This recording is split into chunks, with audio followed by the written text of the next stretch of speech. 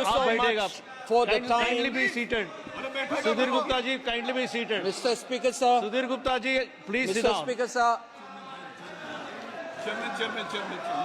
Chairman, not Sir, Mr. Chairman, I thank call you for Shri giving me this. I am calling Sri A.B. Ekaijam to please speak. Thank you for this time. As I get up to speak on a troublesome moment in the history of India that has never happened, called the tragedy of Manipur, which is sought to be silenced by the government. And it is an irony that such an important matter, which is sought to be silenced, gets an opportunity as the midnight hour approaches.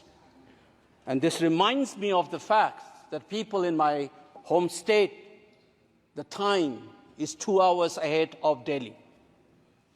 And we have been dancing on the tune of Delhi and the time that is supposed to be approaching 12 at the moment. People like Janu Barua and others have demanded for years that Northeast should have a separate time zone. Only then you will be able to live with dignity and a sense of well-being. The kind of priority that I can sense is this moment that I get a chance to speak. Mr. Speaker, sir, I'm just trying to, Mr. Chairman, I'm drawing your attention to the absence of Manipur in the President's address. This is not a simple absence. It is a reminder of a Rashtra Chetna which excludes people. You must realize that more than 60,000 people are languishing in relief camp in wretched conditions for the last 1 year. If anybody is read partition of this subcontinent, which I have done, I was associated with a research project.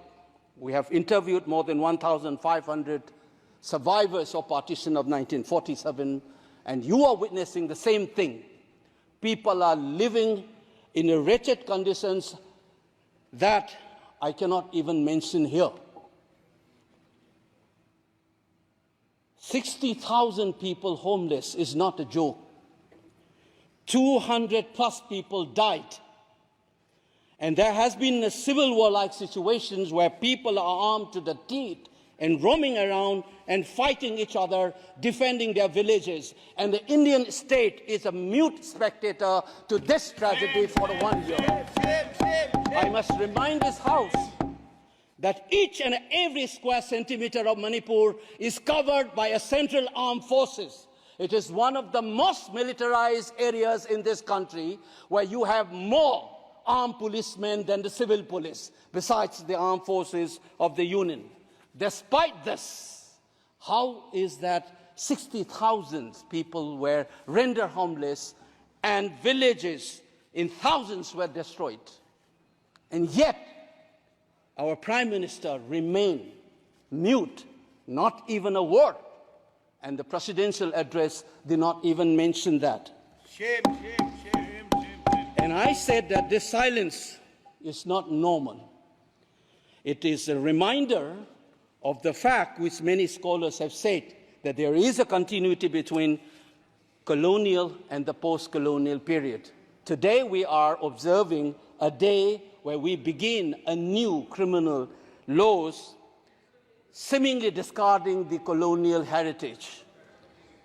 But as Ashish Nandi says, colonialism is a state of mind. It is a psychological phenomenon. It is an outlook, the way you look at the people, the way you look at the world. And the fact that this continuity is shown by neglecting the tragedy of a state which is the 19th state of the Union. It is amazing to see that I get an opportunity as the midnight hour approaches to register this anguish and this hurt of the denial that this country has meted out to its own citizens in the state of Manipur. I must ask these questions to the House. Is this silence communicating to the people of the Northeast, and Manipur in particular, that you don't matter in the Indian state scheme of things. Major Laisam Jotin, who was awarded Ashok Chakra while grappling with suicide bomber, was a Manipuri. Who was awarded Ashok Chakra, you are dishonoring his own state. Major Ngangom Joy Datta, who was awarded Veer Chakra while fighting for this country and doing his duty as a part of the peacekeeping force in Sri Lanka in 1987. You are dishonoring this man. You are dishonoring the likes of the youths who hold the tricolor in international platforms. The likes of Mary Kom, Sarita Kunjarani, and Mirabai Chanu. You are saying that you don't matter in this country. Your state doesn't matter in this country. You are also saying that the likes of Ratan Tiam, the icon of the culture of this country, Harivam Sham Sarma, don't matter in this country. If you have an iota of concern for this state, there would not have been a silence. There would not have been a silence in this house, nor in the presidential address. This must be registered. Please raise your point of order. If you wanted to doubt the nationality and the nationalism of the people of that state, you must realize that these people have fought for the country. These people have brought Lural to this country. Please remember this. And that is what the silence means. 1 second. And I am telling you this. Mary Kom को हमने member of parliament बनाया, Bharatiya Janata party ने member of parliament बनाया। हमने कैसे नहीं इज्जत दी मणिपुर को? मणिपुर को स्पोर्ट्स यूनिवर्सिटी दिया। और आपसा जो है, मैं एक ऐसा आदमी हूं कि मेरे मामा को मणिपुर में गोली लगी, वो सीआरपीएफ के डीआईजी थे, इनको शहीद नहीं पता है। और 1956 में पहला आपसा मणिपुर में लगा, और 1956 से आज तक कांग्रेस के कारण मणिपुर की यह स्थिति है। 5 years after independence, can you negate this fact?